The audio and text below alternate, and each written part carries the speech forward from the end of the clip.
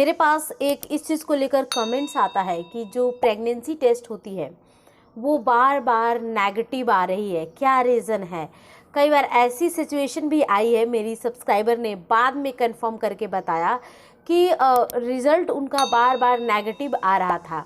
जब वो डॉक्टर से चेकअप करवाई तब जाकर पता चला कि उन्होंने कंसीव कर लिया है। तो जो हमारे किट के अंदर बार बार हमारा रिजल्ट नेगेटिव आता है, इसका सबसे बड़ा रीज़न क्या होता है, क्यों होता है ऐसा नेगेटिव रिजल्ट आना, प्रेग्नेंट होने के बावजूद भी ये चीज़ें हो रही है। इस बारे में इस वीडियो में चर्चा की जाएगी। जो भी चीज़ें बताई जाएंगी साइंटिफिक रीजन से बताई जाएंगी। तो चलिए वीडियो को स्टार्ट करते हैं। मैं हूं श्वेता और आप देख रहे हैं सहेली क्लब। अगर पहली बार आए हैं चैनल पर, चैनल को जरूर सब्सक्राइब कर वीडियो को आप लाइक कीजिएगा। तो यहाँ हम फर्स्ट ऑफ ऑल बात करते हैं कि हमें प्रेगनेंसी टेस्ट कब करना चाहिए। देखिए, वो पीरियड मिस होने के 1 सप्ताह या 8 से 10 दिन बाद ही करना चाहिए। देखिए, चैनल पे ऑलरेडी लक्षण के बहुत सारे वीडियोस हैं, तो उन वीडियोज से आप जस्ट अपनी जिज्ञासा को शांत कर सकती हैं कि आपने कंसीव कर लिया है इस महीने। लेकिन जो डायरेक्ट कंफर्मेशन होती है वो किट के थ्रू ही मैं ज़्यादा बेहतर मानती हूँ इस चीज़ को। तो किट से आप चेक करती हैं नेगेटिव आ रहा है, लक्षण आप में सारे प्रेग्नेंट होने वाले ही मैच हो रहे हैं। इसका रीज़न, सबसे पहला अगर रीज़न की चर्चा की जाए तो वो ये हो सकता है कि आपके शरीर के अंदर हार्मोन्स जो है वो ठीक से नहीं बन रहे हैं। और जब भी हार्मोन्स ठीक से नहीं बनते हैं तो ये जो प्रेग्नेंट होने वाले हार्मोन्स होते हैं ना, ये थोड़े से लेट आते हैं। यानी कि जिस डेट को आपका पीरियड मिस हुआ है उससे 20 दिन बाद आप चेक कीजिए।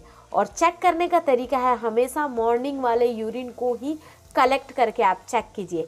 मॉर्निंग के यूरिन को क्यों बेस्ट माना जाता है किट्स के थ्रू चेक करने के लिए, क्योंकि इस समय में हार्मोन्स, पूरे नाइट के हार्मोन्स, और आपने अच्छा खासा पानी की मात्रा ली हुई होती है, तो एक नॉर्मल एक्चुअल जो हार्मोन्स होते हैं इतने डे के समय में वो आराम से दिखने लगता है। क्योंकि दिन के समय में हम कई बार पानी पीते हैं, कई बार वॉशरूम जाते हैं, चाय पीते हैं, हो सकता है जूस वगैरह ले, अलग अलग डाइट लेने के कारण, बार बार यूरिन जाने के कारण हार्मोन्स कहीं ना कहीं इधर उधर हो जाता है, मिसमैच हो जाता है, जिस कारण से हार्मोन्स अपीयर सिर्फ मॉर्निंग के यूरिन में आता है।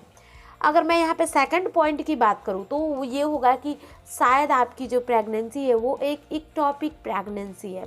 इक्टॉपिक प्रेगनेंसी क्या होती है, जैसे कि इस तस्वीर के थ्रू देख रहे हैं, बच्चा जो है वो फैलोपियन ट्यूब के अंदर ही है। ट्यूब के बाद वो नीचे आकर यूट्रस की वाल से नहीं चिपकता है। इस केस में क्या होता है कि आपकी जो प्रेगनेंसी होती है वो अच्छी नहीं मानी जाती, वो इक्टॉपिक प्रेगनेंसी होती है।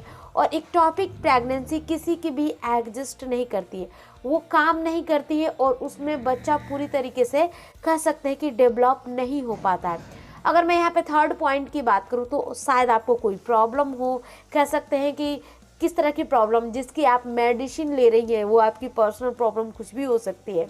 तो इस केस में भी अगर आप दूसरी कोई दवाइयाँ ले रही हैं तो दूसरी दवाइयाँ लेने के केस में भी कई बार ये चीज़ें होता है कि हमारे शरीर के अंदर सही तरीके से जो हार्मोन्स होते हैं वो हार्मोन्स सही समय पे, सही कह सकते हैं क्वांटिटी के अंदर नहीं बन पाते, जिस कारण हमें पता नहीं चलता और हमारी जो प्रेगनेंसी होती है वो रिजल्ट बार बार नेगेटिव आने लगता है। आई थिंक इस वीडियो के अंदर मैंने आपके सारे डाउट को क्लियर किया। अभी कुछ पूछना है, कुछ रह गया है तो मुझे आप नीचे कमेंट कर सकते हैं। Thanks for watching. तब तक के लिए bye bye and take care.